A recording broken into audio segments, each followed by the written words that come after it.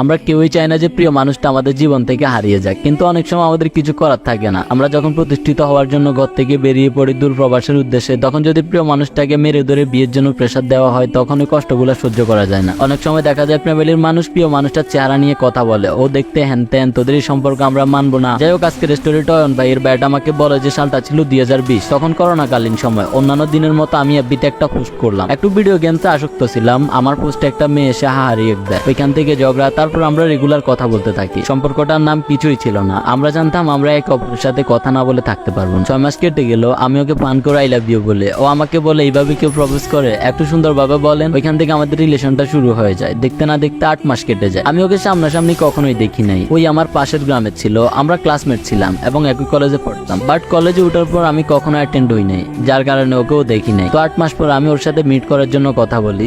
ওর বাবা মায়ের ভয়ে আসতে চাইতো না, আবার করোনাও চলতেছিল তখন। অনেক অজুহাত দেখিয়ে সে অবশেষে আমার সাথে দেখা করে। একসাথে অনেকক্ষণ সময় আড্ডা দিই, খুব সুন্দর ছিল ওই মুহূর্তটা। তবে ওর সাথে দেখা করার পরই কেন জানে আমাদের জীবনে নতুন একটা ঝড় আসে। ওর জন্য পাত্র দেখা শুরু করে। আমি বুঝতেই পারতেছিলাম না যে কি করব। আমাদের দুজনের ফ্যামিলি ছিল মধ্যবিত্ত। ও আমাকে অনেক ভালোবাসতো, আমাকে কান্না করতে করতে বলতো যে আমাকে ছাড়া সে কাউকে বিয়ে করতে পারবে না। আর আমি বিষয়টা সহ্য করতে না পেরে আমার ফ্যামিলির মানুষকে জানাই। আম্মু তো আমার কথাগুলো শুনতেই রাজি না। আমাকে বলে যে তুই কত টাকা ইনকাম করস যে বিয়ের কথা বলিস। আমার তখন 21 বছর চলতেছিল, আর ও আমার থেকে 2 বছরের ছোট ছিল। আমার ফ্যামিলি আমাকে মেরে ফেললো, ওর সাথে বিয়ে দিবে না। আর আব্বু বিয়ের কথা শুনে আর্জেন্ট পাসপোর্ট বানিয়ে আমাকে প্রবাস পাঠানোর ব্যবস্থা করে ফেলে। আমি ওরে বলি যে আমাকে 2টা বছর সময় দাও, আমি বিদেশ থেকে এসেই তোমাকে বিয়ে করবো। তো ওকে একা রেখেই চলে গেলাম বিদেশে। ওর ফ্যামিলি ওকে অনেক মারধর করতো, কিন্তু সে কোনো সম্বন্ধতে রাজি হতো না, অনেক অপমান করতো। ওকে বলতে যে আর কত খাওয়া মতো ওকে বসিয়ে বসিয়ে, তোর কি বাবার জমিদারি আছে নাকি। সবকিছু নীরবে সহ্য করে আমার সাথে হাসি মুখে কথা বলতো। 1 বছর কেটে গেল আমার প্রবাসে। ওর ফ্যামিলি আবার তোলপাড় শুরু করে। তখন বিষয়টা পুনরায় আমি আমার মা বাবাকে জানাই। ওনারা বলে ঠিক আছে,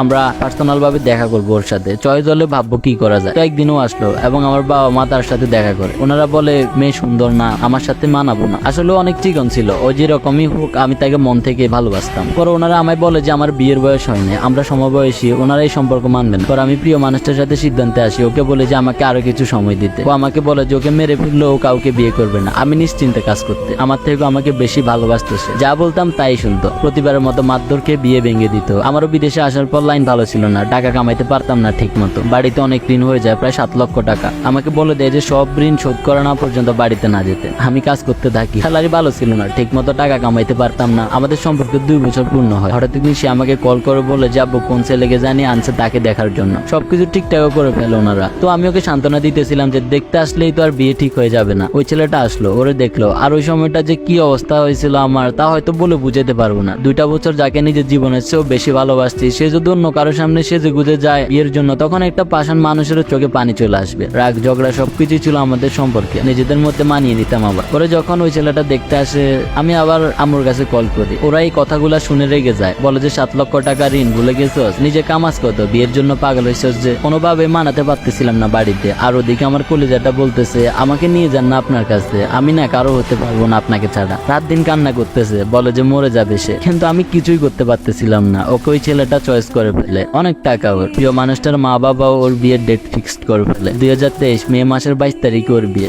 বায়োটা স্টোরিটা শেয়ার করার পর কান্নাকাটি করতেছিল। দেন আমি ওনাকে অনেক কিছুই বুঝাই। অনেকবার আমায় বলতেছিল সুইসাইড করবে, এরকম কিছু একটা। আমি আমার সবটুকু দিয়েই বুঝাইছি। এরপর দিনই ওনার ওই অ্যাকাউন্ট অফলাইন। পরে কি মেয়েটার বিয়ে হয়েছে নাকি ভাইটার কিছু হয়েছে আমি ঠিক জানি, তবে সুইসাইড সমাধান না। খবরে যা আছে তাই হবে, তাকদিরে যা আছে তাই হোক। আমরা চাইলেই যে সবসময় সবকিছু পাবো ব্যাপারটা এমনও না। আর কিছু মা বাবা এমন কেন হয় ভাই, তাদের সন্তানের নিজস্ব কিছু চাওয়া পাওয়া থাকতেই পারে। একটা মেয়েকে ফ্যামিলি টানলেই যে ও সব খেয়ে ফেলবে এবং সব ধ্বংস করে ফেলবে, ব্যাপারটা এমন না। ছেলেটা তো বেকার ছিল না, বুঝা উচিত ছিল ওনাদের। ভাইটা কি বেঁচে আছে কিনা আমি জানি না, তবে যেখানেই থাকুক হ্যাপি থাকুক, দোয়া করি। কি আর বলবো, অনেকদিন পর আসলাম, অনেক কিছুই বললাম। দেখা হচ্ছে নেক্সট কোনো লাভ স্টোরিতে। ভালো থাকবেন সবাই, আল্লাহ হাফেজ গাইস।